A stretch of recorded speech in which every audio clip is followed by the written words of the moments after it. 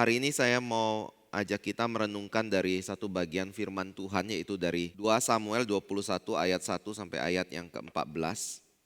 Orang-orang Gibeon dan keluarga Saul. Dalam zaman Daud terjadilah kelaparan selama 3 tahun berturut-turut.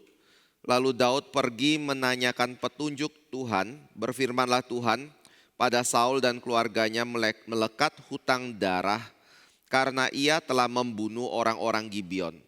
Lalu raja memanggil orang-orang Gibeon dan berkata kepada mereka, orang-orang Gibeon itu tidak termasuk orang Israel, tetapi termasuk sisa-sisa orang Amori, dan walaupun orang Israel telah bersumpah kepada mereka, Saul berikhtiar membasmi mereka dalam kegiatannya untuk kepentingan orang Israel dan Yehuda.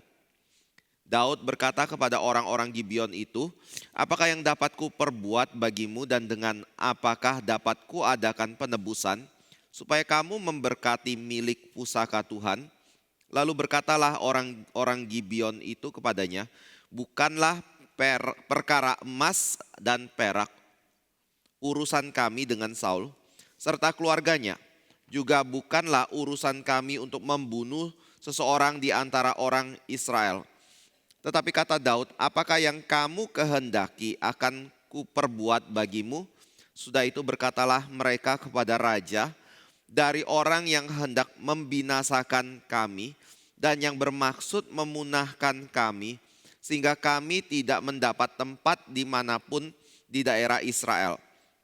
Biarlah diserahkan 7 orang anaknya laki-laki kepada kami, supaya kami menggantung mereka di hadapan Tuhan di Gibeon, di bukit Tuhan. Lalu berkatalah raja, aku akan menyerahkan mereka, tetapi raja merasa sayang kepada Mephiboset bin Yonatan bin Saul, karena sumpah demi Tuhan ada di antara mereka, di antara Daud dan Yonatan bin Saul. Lalu raja mengambil kedua anak laki-laki Rispa binti Aya yang dilahirkannya bagi Saul, yakni Armoni dan Mephiboset, dan kelima anak laki-laki Merab binti Saul yang dilahirkannya bagi Adriel binti Barzilai, orang Mehola itu. Kemudian diserahkannya lah mereka ke dalam tangan orang-orang Gibeon itu. Orang-orang ini menggantung mereka di atas bukit di hadapan Tuhan. Ketujuh orang itu tewas bersama-sama. Mereka telah dihukum mati pada awal musim menuai, pada permulaan musim menuai jelai. Lalu Rispa binti Aya mengambil kain karung dan membentangkannya bagi dirinya di atas gunung batu. Dari permulaan musim menuai sampai tercurah dari langit ke atas mayat mereka. Tercurah air dari langit ke atas mayat mereka.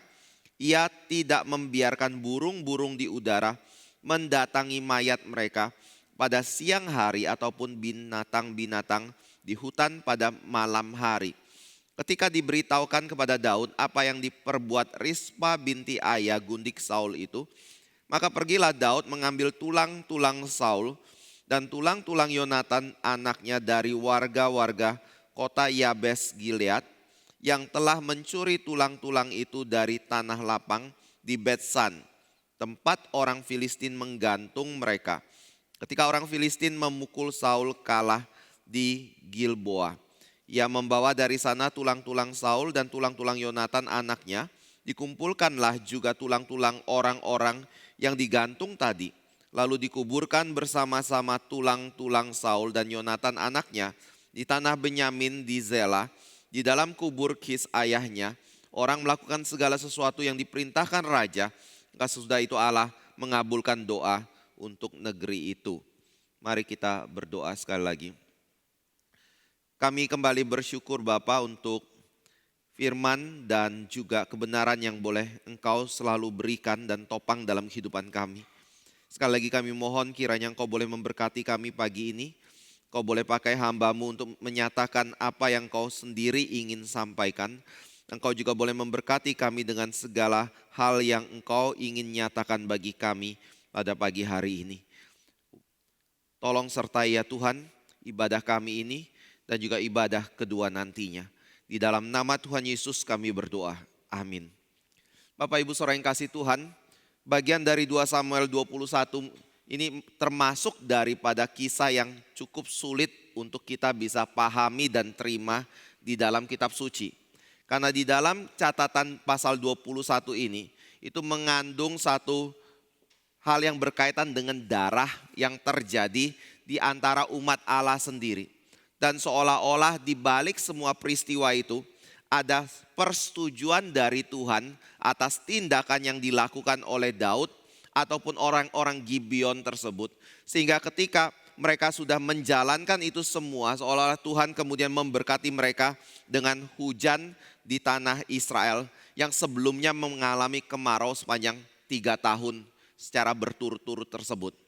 Tapi kalau Bapak Ibu perhatikan di dalam bagian yang lain, kita juga akan menemukan ada hal-hal yang sulit juga untuk dipahami, adalah berkaitan dengan perzinahan dari Daud ataupun dosa-dosa yang dilakukan oleh umat Allah dan orang-orang yang ada di dalam dunia ini.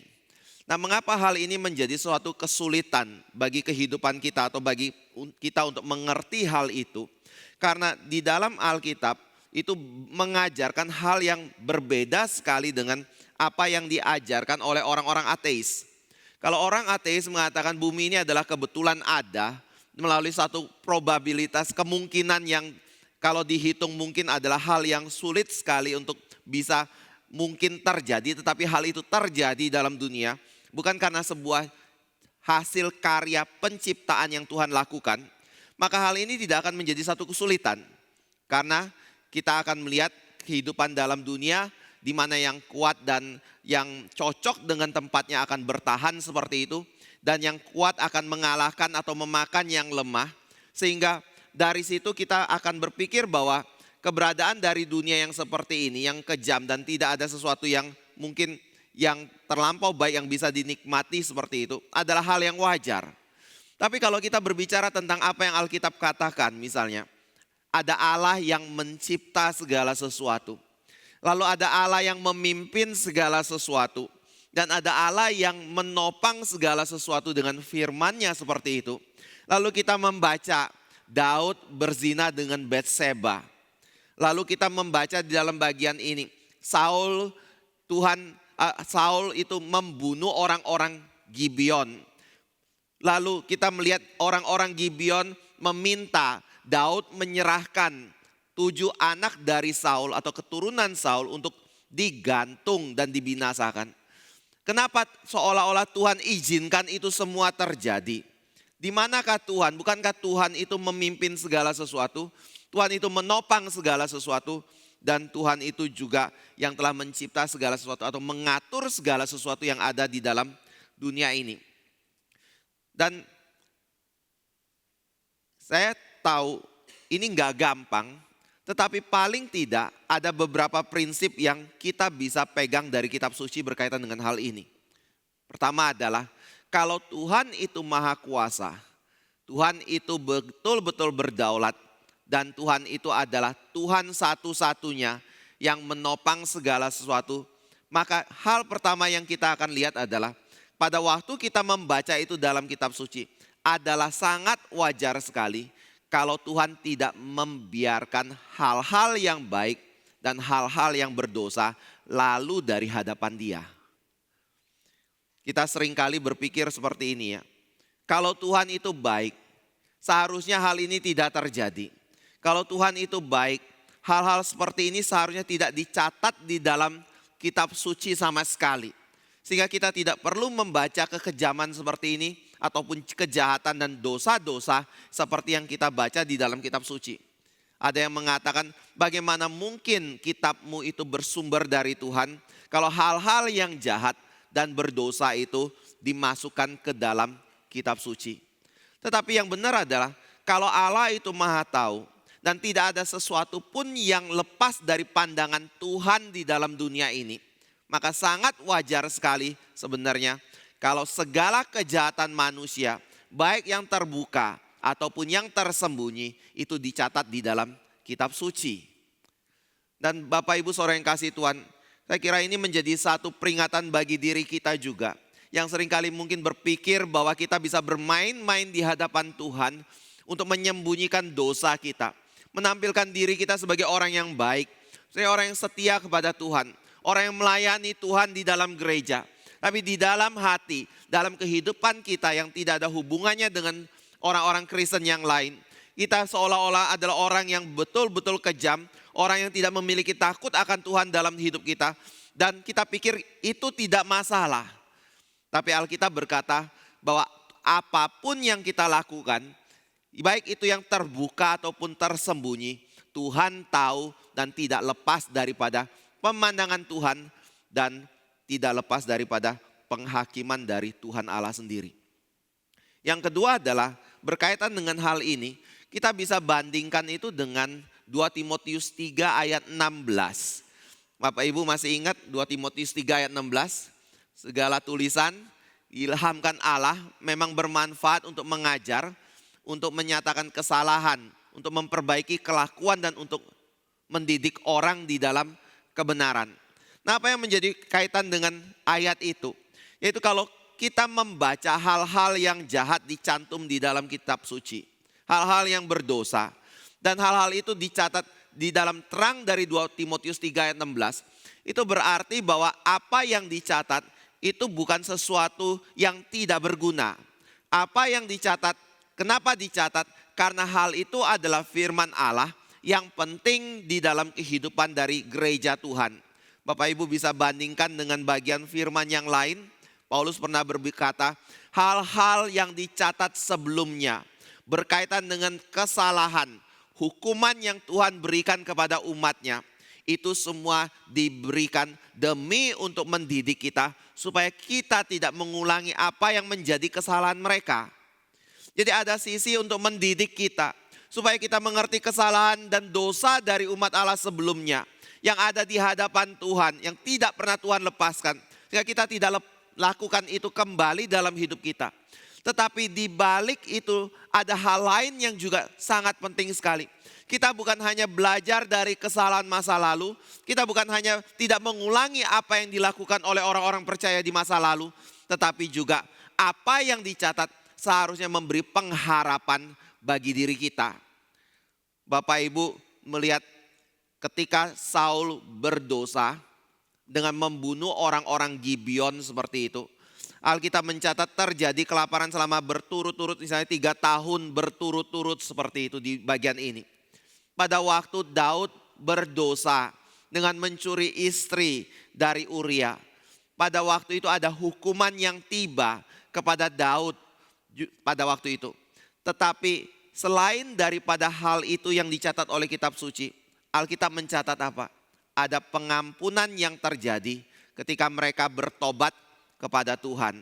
Ada pemulihan yang terjadi ketika orang-orang Israel ingin kembali kepada Tuhan dan hidup di dalam ketaatan kepada Tuhan seperti itu. Jadi pada waktu kita melihat kepada hal-hal seperti ini, maka kita bisa mengerti satu hal. Di balik pendidikan yang Tuhan berikan, Tuhan juga mau memberikan kepada kita pengertian. Kalau Tuhan itu penuh dengan kemurahan, Tuhan itu penuh dengan kebaikan, Tuhan itu penuh dengan cinta kasih yang ingin umat Allah itu kembali kepada dirinya. Dan kalau kita kembali, kita akan dipulihkan. Dan ini memberi satu pengharapan dalam kehidupan umat Allah. Ketika kita jatuh dalam dosa, ketika kita melakukan satu kesalahan yang mungkin menurut kita begitu fatal sekali. Dan menurut dunia tidak ada lagi pengampunan atau belas kasih yang belajar untuk diberikan kepada diri kita. Tetapi di hadapan Tuhan, kalau kita ingin kembali dan bertobat, Tuhan masih akan menerima kita dan mengampuni diri kita. Saya lihat salah satu dari perikop yang sangat indah sekali berkaitan dengan ini, yang kita pernah singgung sedikit dan pendeta Marvin juga pernah khotbahkan, yaitu perumpamaan tentang anak yang hilang. Pada waktu anak itu bertobat dan kembali ke rumah bapaknya, gak perlu bapak itu mendengar pengakuan dosa dari anak ini. Tapi begitu dia lihat anaknya kembali, bapak itu langsung lari dan menyambut anak itu ke dalam rangkulan pelukannya dan memulihkan status daripada anak itu di dalam keluarga. Ini adalah Tuhan kita. Tetapi Bapak Ibu jangan abaikan, setiap orang yang berdosa di hadapan Tuhan pasti akan dihukum oleh Tuhan. pasti akan dididik oleh Tuhan atau dihajar oleh Tuhan kalau kita tidak mendapat atau tidak melakukan pertobatan di dalam kehidupan kita. Nah, dalam bagian ini setelah saya menyampaikan prinsip hal ini, maka kita akan masuk ke dalam pasal ke-21 ini ya. Di dalam pasal 21 ini ada hal-hal yang merupakan cerita mengenai apa yang terjadi di Israel dan juga sesuatu rahasia yang Tuhan bukakan kepada Raja Daud mengenai kondisi yang ada di Israel ini, serta percakapan Raja Daud dengan Gibeon. Tapi di balik itu ada prinsip-prinsip yang kita bisa pegang yang sangat baik untuk memberikan satu pengajaran kepada kita dan iman kepada kita dan bagaimana kita hidup sebagai orang percaya. Hal pertama adalah pada waktu kita melihat kepada peristiwa kelaparan yang terjadi selama 3 tahun berturut-turut, maka di sini penulis kitab suci mau mengajak kita melihat apa yang terjadi di dalam dunia, apa yang terjadi di dalam alam atau kondisi cuaca atau segala sesuatu yang ada di dalam alam ini. Mungkin di zaman kita bisa atribusikan sebagai hal yang wajar. Sesuatu yang mungkin akibat daripada perbuatan manusia yang tidak menjaga lingkungan seperti itu. Ambil contoh, kalau kita mengalami kemarau yang panjang di tengah-tengah dunia ini atau di Indonesia secara khusus. Mungkin kita bisa ngomong kayak gini, itu karena ada satu tindakan yang tidak memelihara alam atau pohon-pohonan atau hal-hal yang menjaga kondisi cuaca yang ada di Indonesia ini. Atau banjir bandang atau tanah longsor seperti itu. Kita anggap mungkin akibat dari orang yang menebang pohon sembarangan seperti itu. Ya mungkin saja hal itu bisa terjadi. Nah kalau bicara tentang kelaparan pada waktu itu, kemarau yang panjang yang mengakibatkan kesulitan bagi orang-orang Israel. Apa yang menjadi penyebabnya? Mungkin kita bisa berkata, oh karena tidak ada hujan. Oh karena mungkin sungai itu mengakibatkan sungai itu kering. Sehingga kita tidak mungkin bisa menanam pada waktu itu dan mengakibatkan kelaparan. Tetapi dalam bagian ini, Daud mau mengajak kita melihat bahwa peristiwa-peristiwa yang terjadi di dalam hidup kita secara natural itu, atau hal-hal yang membawa satu kerugian dalam kehidupan manusia yang kita anggap musibah itu, sebenarnya di baliknya mungkin ada unsur memang itu musibah, tetapi juga ada unsur lain yang bersifat supranatural, di mana Tuhan turut bekerja di dalamnya, sehingga Tuhan ingin mendatangkan sesuatu hukuman bagi manusia atau peringatan bagi manusia melalui keadaan yang dialami oleh manusia itu. Itu sebabnya pada waktu Daud melihat kepada keadaan yang terjadi di Israel. Kelaparan biasa enggak? Kalau Bapak Ibu baca di dalam kitab sebelumnya, sering kali dicatat terjadi kelaparan, terjadi kekeringan di antara orang-orang Israel. Tetapi ketika Daud melihat tahun pertama kelaparan terjadi, tahun kedua diharapkan kondisi membaik, ternyata tidak, kelaparan lagi terjadi. Tahun ketiga kelaparan lagi terjadi di situ. Maka di situ Daud mulai berpikir, ini pasti ada sesuatu yang terjadi. Ada hal yang mungkin dilakukan oleh umat Israel yang berdosa di hadapan Tuhan, dan Tuhan sedang menghukum mereka karena dosa tersebut. Itu sebabnya hal yang dilakukan oleh Daud setelahnya adalah dia bertanya kepada Tuhan apa yang sebenarnya terjadi pada waktu itu. Dan Tuhan menjawab kalau kelaparan itu diakibatkan oleh dosa Saul atau hutang darah dari Raja Saul kepada orang-orang Gibeon. Bapak Ibu Saudara yang kasih Tuhan, ini menjadi hal yang penting yang kita juga perlu mengerti di dalam kehidupan kita. Pada waktu kita mengalami keadaan-keadaan, apakah itu sakit, apakah itu kerugian, apakah itu kematian dalam kehidupan kita, apakah itu hal penipuan atau hal-hal lain dalam hidup kita. Kadang-kadang kita sebagai manusia itu sering kali mengambil satu kesimpulan secara langsung. Oh, hal itu karena dia pasti jahat, dia pasti berdosa, dia pasti menipu orang, dia pasti dijadikan korban atau kambing hitam oleh seseorang seperti itu. Kita gampang mengambil kesimpulan-kesimpulan seperti itu dalam hidup ini. Misalnya di Indonesia ada terjadi kerusuhan. Apa yang menyebabkan kerusuhan? Mungkin kita ngomong memang keterlaluan MPR, DPR itu. Yang meraup uang dari rakyat begitu besar ketika rakyat masih dalam kondisi yang begitu sulit sekali secara ekonomi. Kita bisa menyimpulkan seperti itu. Tetapi apa yang diajarkan oleh kitab suci adalah jangan segera menyimpulkan seperti itu saja. Mungkin ada hal-hal yang kita bisa simpulkan secara logika seperti itu. Tetapi Alkitab mengajak kita untuk bertanya, sebenarnya peristiwa yang terjadi di dalam hidupku ada hubungannya dengan Tuhan. Kalau itu adalah hubungannya dengan Tuhan, maka apa yang menjadi kehendak Tuhan di dalam peristiwa yang kita alami di dalam hidup kita? Ini jauh lebih positif dan ini jauh lebih baik, dan ini adalah sesuatu yang pasti akan membangun iman saudara dan juga membawa saudara melihat segala sesuatu dari kacamata yang kitab suci ajarkan di dalam kehidupan kita.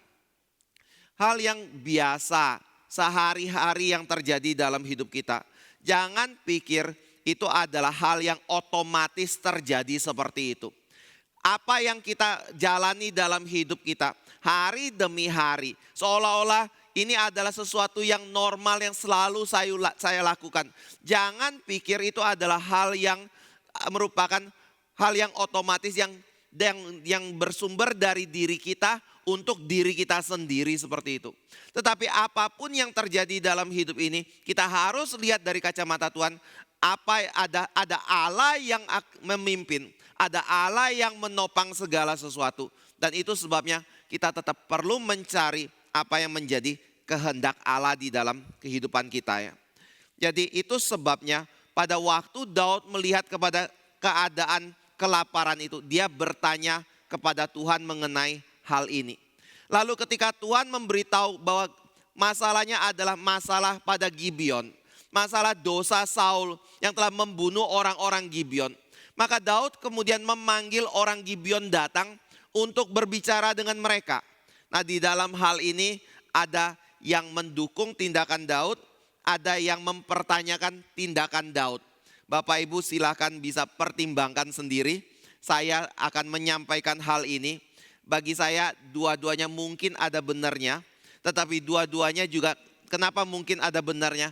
Karena Tuhan tidak secara spesifik memberitahu kepada kita apa yang menjadi kondisi saat itu.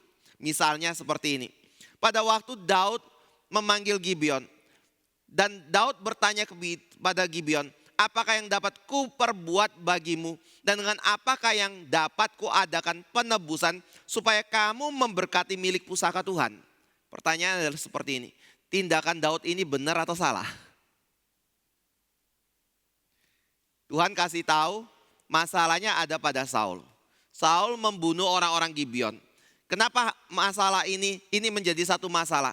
Bapak Ibu mungkin perlu mundur lagi menuju kepada kitab Yosua pasal yang ke-7. Di dalam kitab Yosua pasal ke-7 ada satu cerita. Ketika orang-orang Israel menyeberangi sungai Yordan, menaklukkan tanah Kanaan, mulai dari Yeriko, Ai seperti itu. Lalu kedengaranlah hal itu kepada orang-orang Gibeon yang merupakan keturunan dari orang Amori. Lalu ketika mereka mendengar tindakan itu dan kekalahan dari orang-orang yang ada di Kanaan, mereka menjadi takut. Lalu mereka kemudian melakukan satu tipu muslihat dengan cara menyamar menjadi orang yang seolah-olah berasal dari tempat yang sangat jauh sekali. Mereka menggunakan pakaian yang sudah lusuh, lalu mereka membawa barang-barang yang sudah seolah-olah sudah melewati waktu yang panjang seperti itu. Dan ketika mereka berdiri di hadapan Yosua dan pemimpin Israel, mereka meminta pengampunan dan belas kasih dari orang-orang Israel supaya mereka tidak dibinasakan, dan mereka mengadakan perjanjian damai dengan orang-orang Yahudi ini. Dan ketika orang-orang Israel yang dipimpin oleh Yosua melihat hal itu, mereka tidak bertanya kepada Tuhan dan mereka langsung menyetujui orang Gibeon ini dan mengikat perjanjian damai dengan orang-orang Gibeon ini. Dan di dalam perjanjian itu ditetapkanlah bahwa orang Gibeon tidak boleh dibunuh. Dan kalau terjadi hal itu, maka orang Israel akan menanggung hukuman dari Tuhan. Lalu mereka pergi berpisah. Orang Israel mungkin berpikir mereka sudah melakukan hal yang benar. Orang Gibeon pulang dengan ketenangan hati. Lalu 3 hari kemudian berita tentang Gibeon itu sampai ke telinga orang-orang Israel. Nah, mereka ketika berjalan 3 hari mereka menemukan ternyata orang yang menemui mereka itu tinggal di tengah-tengah orang Israel. Di tengah-tengah orang Kanaan. Lalu ketika orang-orang Israel ingin membunuh mereka, maka di situ Yosua dan para pemimpin melarang mereka. Karena apa? Karena mereka sudah berjanji di hadapan Tuhan. Tetapi Saul ketika menjabat menjadi raja, walaupun di dalam kitab Samuel Bapak Ibu tidak menemukan catatan itu di dalam 1 Samuel, tapi Bapak Ibu menemukannya di dalam 2 Samuel pasal 21 ini. Ketika Saul melihat Gibeon, dia tidak peduli sama sekali dengan apa yang menjadi ikatan perjanjian itu. Dan dia membantai orang-orang Gibeon. Kemungkinan banyak yang mati. Dan di dalam situasi seperti ini, Daud memanggil orang Gibeon karena dia tahu ini adalah hutang darah antara Saul dengan Gibeon.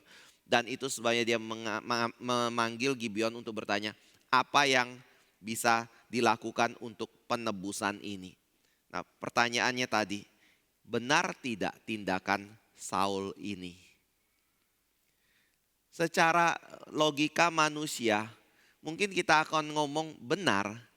Tuhan sudah membuka hal itu kan. Masalahnya antara Saul dengan Gibeon. Kalau itu adalah masalah Saul dengan Gibeon, solusinya di siapa? Di Gibeon.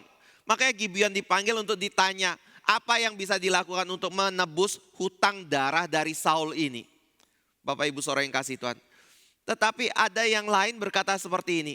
Apa yang dilakukan oleh Daud sebenarnya sesuatu yang seharusnya tidak dilakukan seperti itu. Kenapa? Karena pada waktu dia bertanya kepada Tuhan, apa yang menjadi masalah yang terjadi di Israel yang mengakibatkan kelaparan selama 3 tahun itu. Memang Tuhan memberitahu penyebabnya itu apa. Tapi Tuhan tidak memberitahu solusinya itu apa. Pada waktu Daud tidak mengerti solusinya itu apa. Hal yang pertama seharusnya dilakukan oleh Daud bukan panggil Gibeon datang dan tanya solusinya apa kepada Gibeon. Tetapi Daud seharusnya bertanya solusinya apa kepada Tuhan. Nah, Bapak Ibu lebih setuju yang mana? Saya lihat bagian yang kedua. Di mana Daud seharusnya bertanya kepada Tuhan, ada unsur benarnya juga di situ. Karena apa? Karena pada waktu Daud mendapatkan solusi daripada Gibeon, sebenarnya solusi Gibeon itu adalah hal yang dia tafsirkan. Kemungkinan walaupun dia tidak mau merusak nama Daud, walaupun Daud adalah orang yang begitu besar di antara orang-orang Israel dan umat Allah. Tetapi dia berkata seperti ini, ada kemungkinan Daud melanggar perintah Tuhan. Bapak Ibu Saudara yang kasih Tuhan, perintah yang mana yang Daud langgar? Pertama adalah, memang Alkitab mengajarkan hutang darah dibayar dengan darah. Hutang nyawa diganti dengan nyawa. Tetapi pada waktu Alkitab bilang kesalahan seseorang itu harus dihukum mata dengan ganti mata, gigi ganti gigi seperti itu. Tetapi Alkitab tidak pernah mengajarkan kalau dosa seseorang boleh ditanggung oleh anaknya. Dan Alkitab juga mengajarkan sebaliknya, dosa anak tidak boleh ditanggung oleh orang tuanya. Orang tua yang melakukan dosa harus ditanggung oleh orang tua itu sendiri. Anak yang melakukan dosa harus ditanggung oleh anak itu sendiri. Bapak Ibu boleh lihat itu di dalam Ulangan 24 ayat yang ke-16. Ulangan 24 ayat yang ke-16.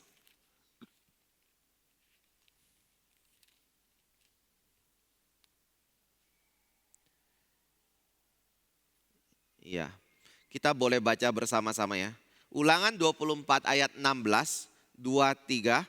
Janganlah ayah dihukum mati karena anaknya, janganlah juga anak dihukum mati karena ayahnya. Setiap orang harus dihukum mati karena dosanya sendiri. Bapak Ibu Saudara yang kasih Tuhan, Alkitab mengajarkan dosa turunan tidak? Alkitab mengajarkan tidak kalau seorang anak itu terikat oleh sesuatu karena apa yang dilakukan oleh orang tuanya seperti itu. Sehingga anak harus menanggung apa yang menjadi kesalahan orang tuanya. Anak harus mendapatkan hukuman akibat daripada dosa yang dilakukan oleh orang tuanya.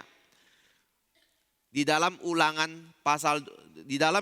pasal 20, ketika kita baca mengenai 10 perintah Allah, memang seolah-olah ada prinsip ini. Barang siapa yang menyembah berhala, kepada keturunan ketiga dan keempat akan dijatuhkan hukuman kepada mereka. Tetapi Bapak Ibu jangan lupa di dalam ayat itu ada bagian kalimat terakhir yang pendek.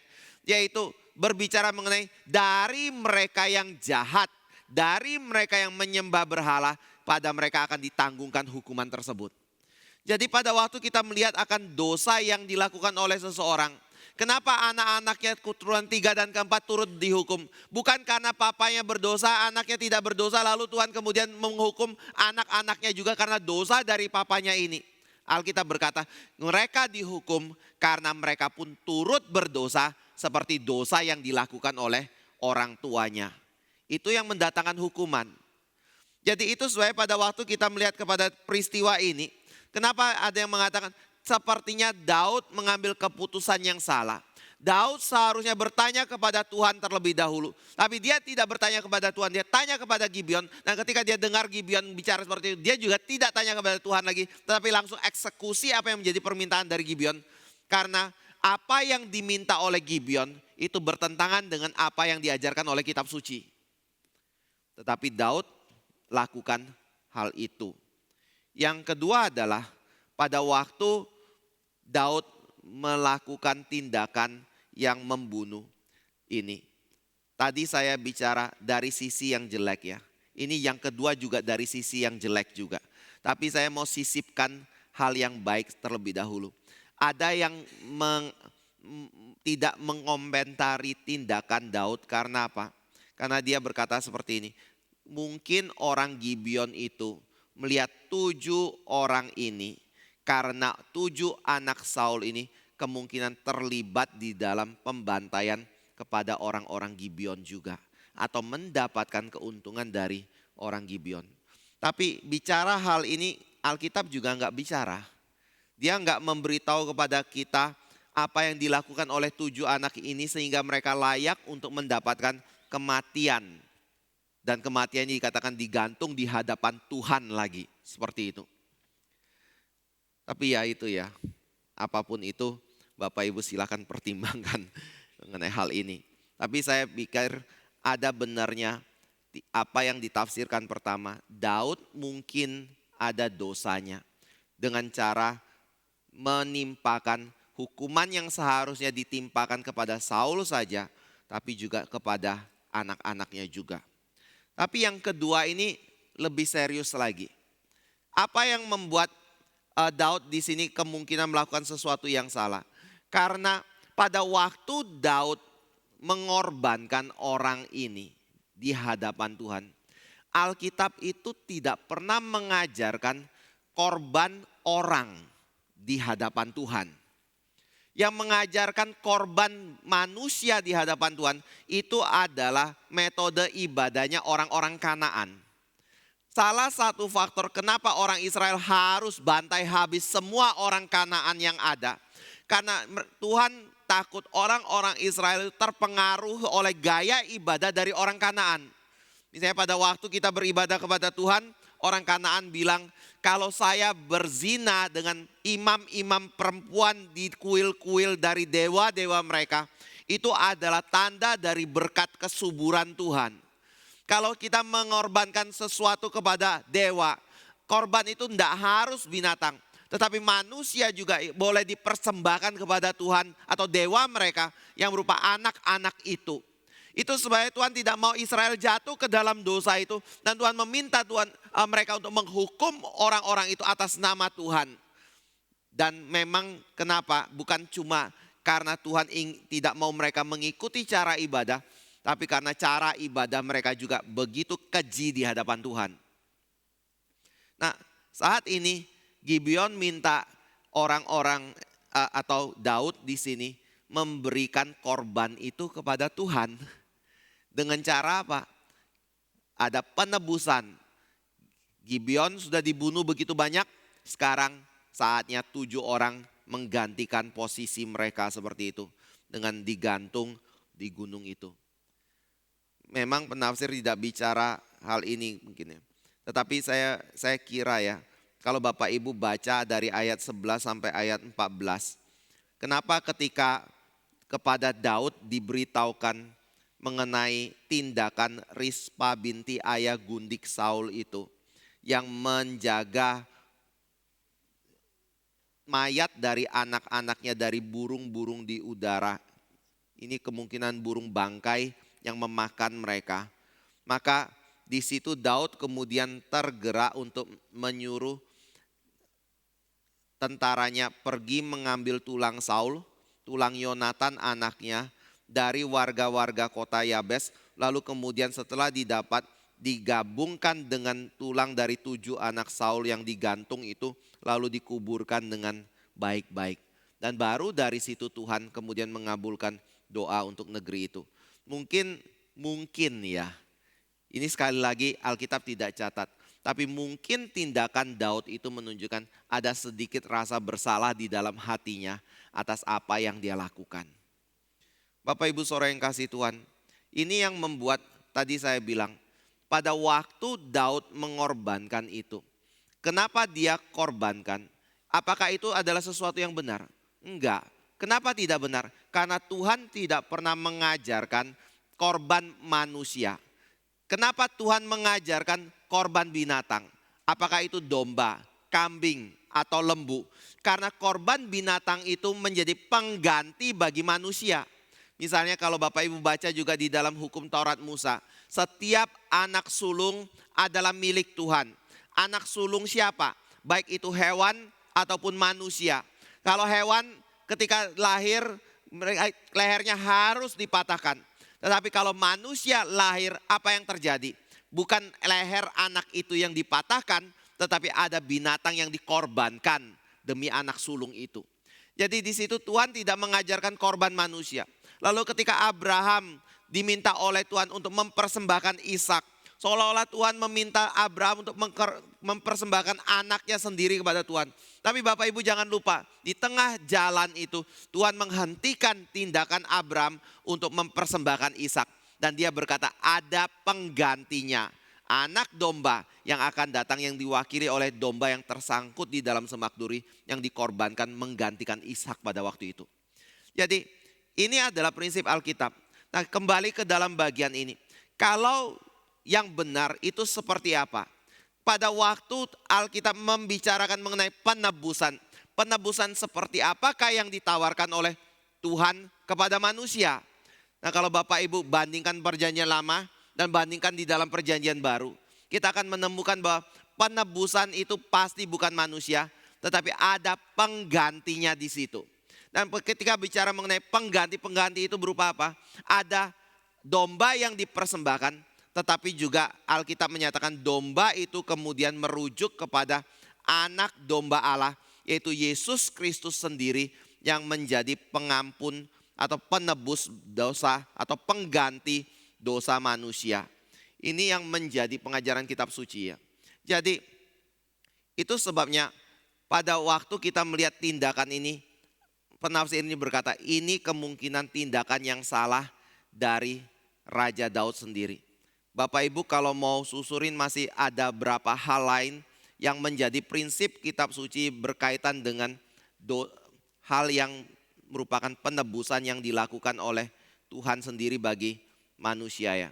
Tapi saya nggak akan masuk sini. Intinya adalah hal itu adalah sesuatu yang melawan prinsip Tuhan sendiri. Tetapi di balik daripada prinsip ini ada hal yang ketiga yang juga kelihatannya menjadi dosa Daud. Apa itu?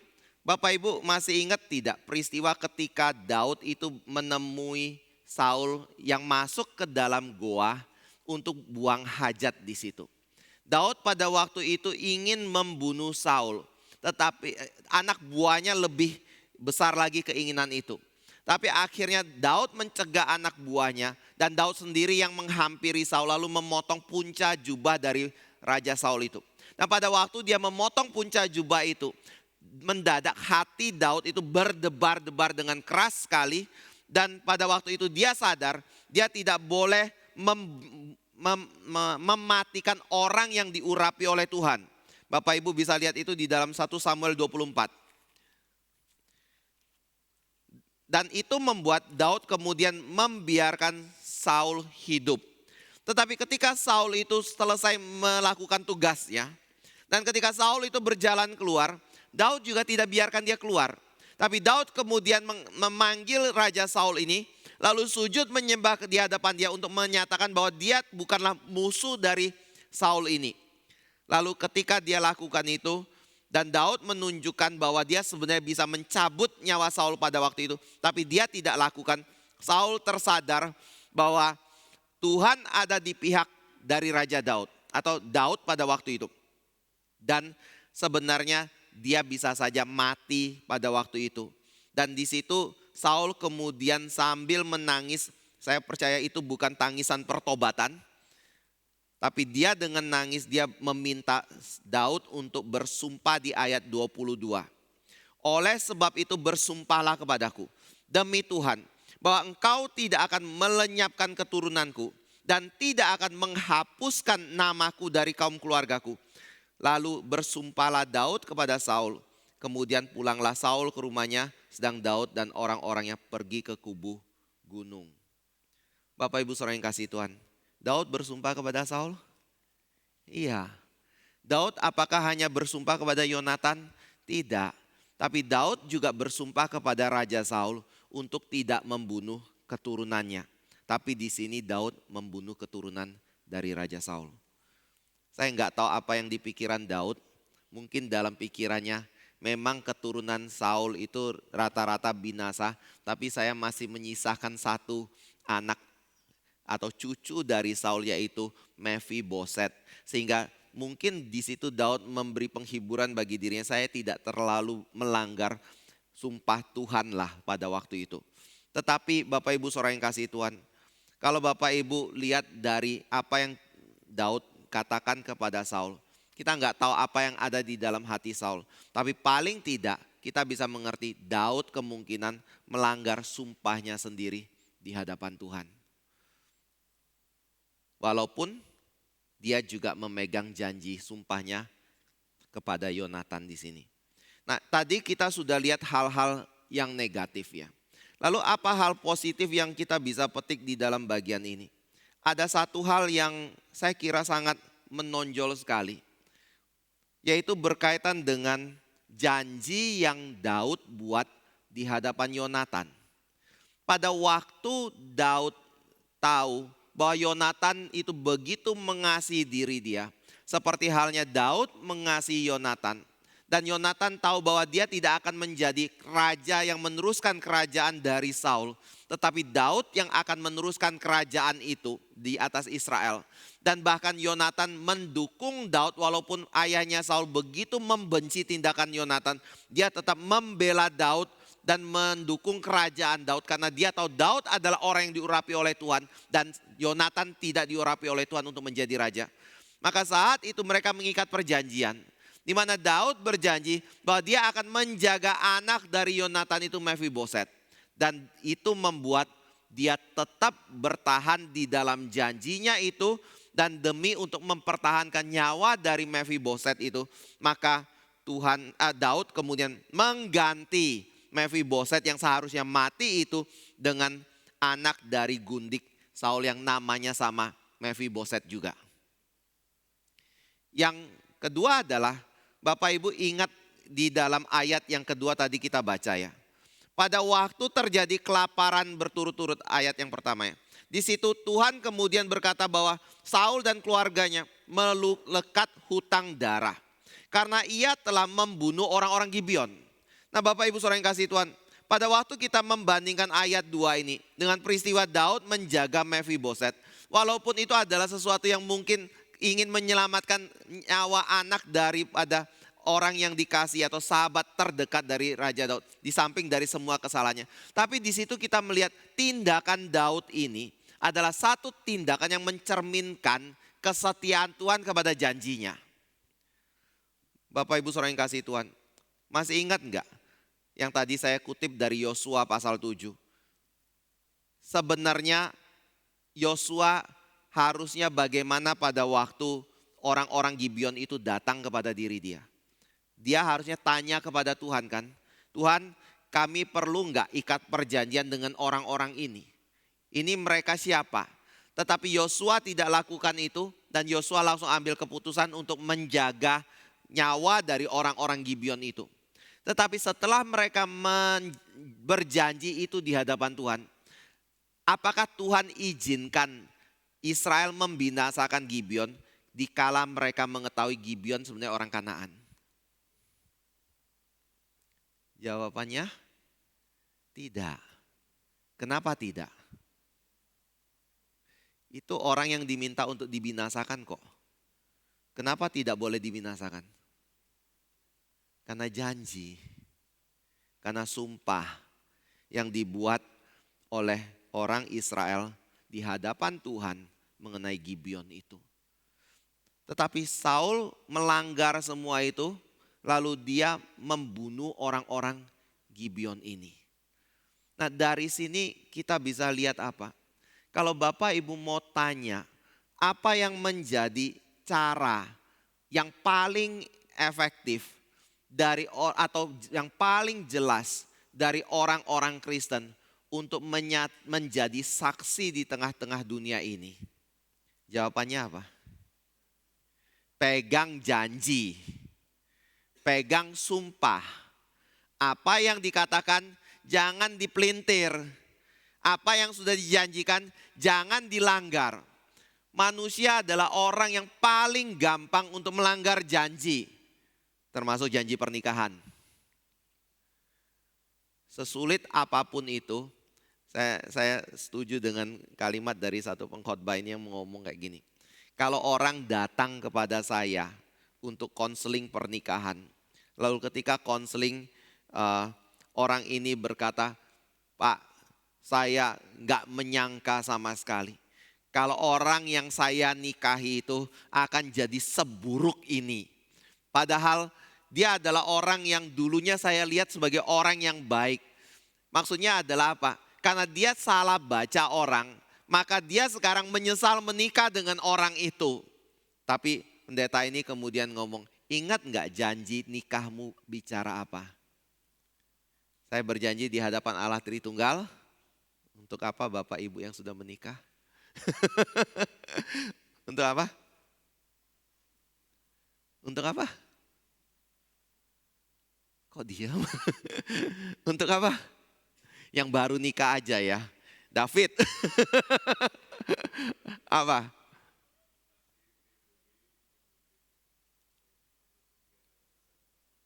Apapun itu apa?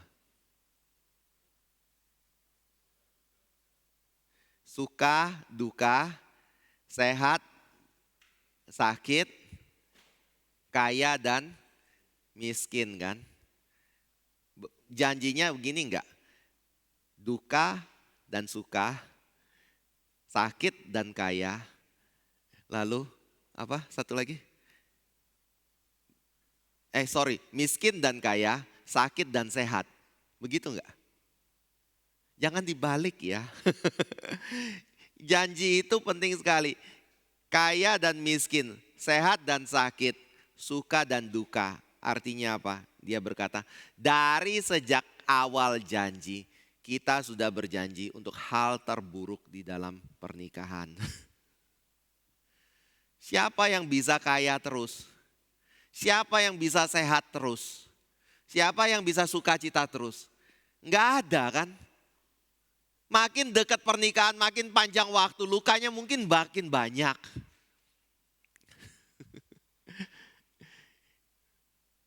Istrinya di belakang, Pak.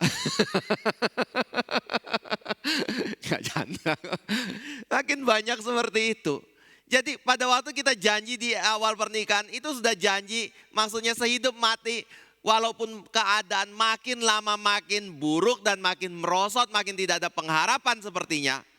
Saya sudah berjanji. Karena itu apa? Ya setialah sampai seumur hidupmu. Atau kematian memisahkan. Jadi itu sebenarnya pada waktu kita melihat kepada janji. Dalam pernikahan. Kenapa orang Kristen harus setia sampai kematian memisahkan? Karena ini menjadi gambaran jelas akan karakter Tuhan dalam kehidupan kita. Pada waktu kita janji di dalam dagang, waktu kita membuat janji dengan orang-orang Kristen yang lain, atau saya pakai istilah sumpah karena Alkitab tidak pernah melarang untuk bersumpah orang Kristen. Maka orang Kristen punya satu tanggung jawab, kita harus menepati hal itu dalam hidup kita. Karena Tuhan kita adalah Tuhan yang setia kepada janjinya. Bapak Ibu nggak usah bicara muluk-muluk, hidup suci dan yang lain-lain. Memang itu penting. Hidup sabar, memiliki kemurahan dan yang lain. Tetapi salah satu dari ciri dari dunia adalah semua orang dunia yang mengikat perjanjian pasti melanggar perjanjian itu. Hanya orang Kristen yang diharapkan untuk bisa mewakili Tuhan di dalam hal ini. Jadi itu semuanya di dalam bagian ini. Samuel atau kitab suci mau mengatakan tindakan dari Raja Saul itu adalah tindakan yang tidak mencerminkan kesetiaan Tuhan kepada janjinya dan juga pemeliharaan Tuhan bagi orang-orang Gibeon. Dan itu membuat Tuhan mendatangkan hukuman bagi orang-orang Israel. Dan sekali lagi saya mau ingatkan bahwa kalau kita melihat segala sesuatu, cobalah lihat dari apa yang menjadi kehendak Tuhan terlebih dahulu dalam hidup kita ya. Jangan terlalu cepat jatuhkan vonis itu kepada orang lain. Memang ada kesalahan orang mungkin. Tetapi ingat, kalau kita ingin bertumbuh, kita ingin makin percaya kepada Tuhan. Kita ingin makin mencerminkan karakter Tuhan dan menjadi serupa dengan Kristus dalam hidup kita. Caranya adalah bukan lihat orang, tapi lihat kehendak Tuhan melalui keadaan yang Tuhan izinkan kita alami dalam hidup kita. Baru dari situ kita bisa menjadi orang yang menyatakan terang dan menjadi berkat di dalam hidup kita. Mari kita masuk di dalam doa. Kami bersyukur kembali ya Bapa untuk firman-Mu, untuk kebenaran-Mu, untuk pelajaran dari Daud, dan hal-hal yang buruk yang ia telah lakukan ataupun hal-hal yang baik yang telah ia nyatakan juga. Kami sungguh bersyukur dan kami mohon kiranya Engkau juga boleh tolong kami ya Tuhan. Jadi orang-orang yang berpegang kepada janji kami. Orang-orang yang mencerminkan kasih setia Tuhan yang kekal, yang tidak pernah berubah itu dalam kehidupan kami. Dan biarlah apa yang menjadi kelemahan Daud itu juga boleh menjadi sesuatu yang mengkoreksi, mendidik kami, memperingatkan kami untuk tidak mengulangi dalam kehidupan kami. Sekali lagi ya Tuhan, di dalam kasih-Mu kami berdoa dan di dalam nama Tuhan Yesus kami memohon. Amin.